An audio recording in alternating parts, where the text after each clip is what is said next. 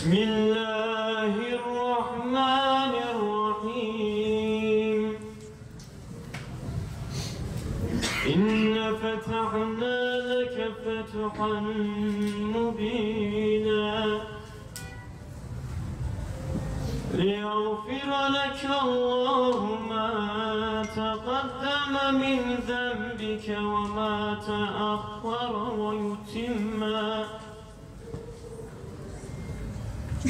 ويتم نعمته عليك ويهديك صراطا مستقيما وَيَنْصُرَكَ اللّٰهُ نَصْرًا عَز۪يزًا. Dinlerden öyle erler vardır ki Allah'a verdikleri söze sadık kaldılar. İçlerinden bir kısmı verdikleri sözü yerine getirmiştir. Şehit olmuştur. Bir kısmı da şehit olmayı beklemektedir. Verdikleri sözü asla değiştirmemişlerdir. Ahzab suresi 23. ayet. Saadet asrından günümüze ulaşan ulvi bir mesaj ile başlamıştı şehadet yolunun kutlu hikayesi. Bu ilahi mesaj o pak ortamda her okunduğunda mescidin iklimi değişirdi. Selam ki Nebi yönelip secdeye varmıştı Rahman'a. Rahman ki şereflendirmişti seni Miraç vakasıyla. Sana şiirler yazacağız Mescid-i Aksa. Bugün esaretine, yarın özgürlüğüne dualarıyla. Umutlar gönder bize sımsıkı sarılacağımız. Ulaşıncaya kadar özgürlük naraları atacağımız güne. Fetihler gördüm yiğitler elinden. Zalimlerden işgaller gördüm. Ve zulümlerine esir ettiler seni. Kirli eller bulaşmasın duvarlarına. Sahi kirlenmez ki Mescid-i Aksa. Kirli postalların baskınlarını mı anlatırsın? Yoksa seni teslim eden Müslümanların şaşkınlığını mı?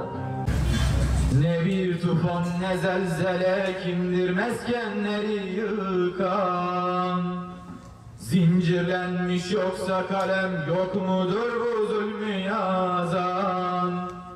Ne bir tufan ne zelzele kimdir meskenleri yıkan? Zincirlenmiş yoksa kalem yok mudur bu zulmü yazan? Bir direniş izzetli sonu bilmem nereye gider. Yalına hayat satanlarına, şehadete koşanlarına, Bedir'deki asılanlarına, Kudüs sana geliyoruz. Gazze'deki asılanlarına, Kudüs sana geliyoruz. Kendimi bildim bileli ağlarsın, ağlarsın. Artık yaşlarını sil Filistin'im, Filistin'in o mazlum halinle yürek ağlarsın, ağlarsın. acıma acı ağlatan Filistin'im, Filistin'in Yine bir Şubat ayındayız. Yine şehadet ayındayız. Bizim için Şubat ayının ifade ettiği anlam elbette çok büyüktür. Çünkü azizlerimizin, rehberlerimizin yolunu sürdürdüklerimizin bir izlerini takip ettiğimiz İslam'ın fedailerinin, lülü mercanlarının hepsini birer toprağa verdiğimiz Şubat ayıdır. Şehadet ayıdır Şubat. Özellikle bugünlerde Gazze ve Yemen'de son 4 aydır toprağa verdiğimiz şehitlerimiz bizler için Şubat ayının anlamını daha da derinlemesine anlamamıza vesile olmaktadır. Evet, Şubat ayı bizim için şehadet ayı olmuştur.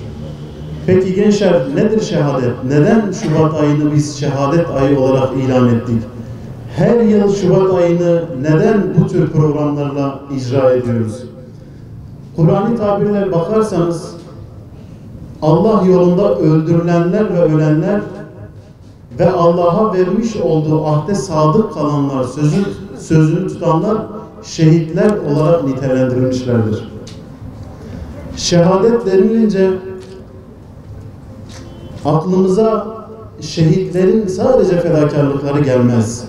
Şehadet denilince aklımıza bir de İsal kelimesi gelir.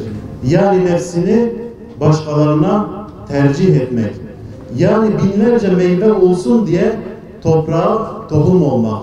Yani ümmet dirilsin diye çiçekler, sümbüller yeşersin diye toprağa kanını akıtanlardır şehitler. Şehadet bu demektir bizim için. Kıymetli gençler, şehadet İslam literatürüne mahsus olan, İslam'a has olan bir kelimedir. Allah'ın yolunu sürdüren ve bu uğurda canını veren bütün erler için kullanılan bir kelimedir. 2 kere 2 4 eder. Bundan ötesi yoktur. Bir mümin için, bir Müslüman genç için, özellikle gençler için hayatını taşlandırabileceği, şu fani hayatını noktalandırabileceği en idealistçe düşünce, en büyük arzu, en büyük amaç şehadettir. Neden şehadettir? Zira Resulullah Aleyhisselatü Vesselam'ın dahi gıpta ettiği bir makamdır şehitler makamı. Şehitler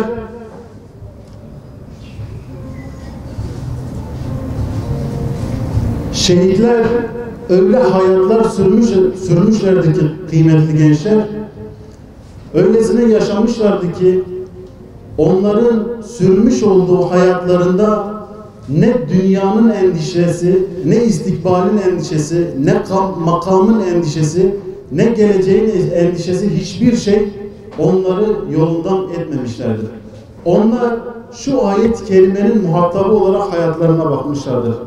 De ki, şüphesiz benim namazım da, ibadetlerim de, hayatım ve ölümüm de alemlerin Rabbi olan Allah içindir. Allah-u Teala kendisine sadık olan kullarını ortaya çıkarmak ve bizler içinde, İslam ümmeti içinde de kendisine şehitler edinmek için şu zamanı, şu dünya hayatını yaratmıştır.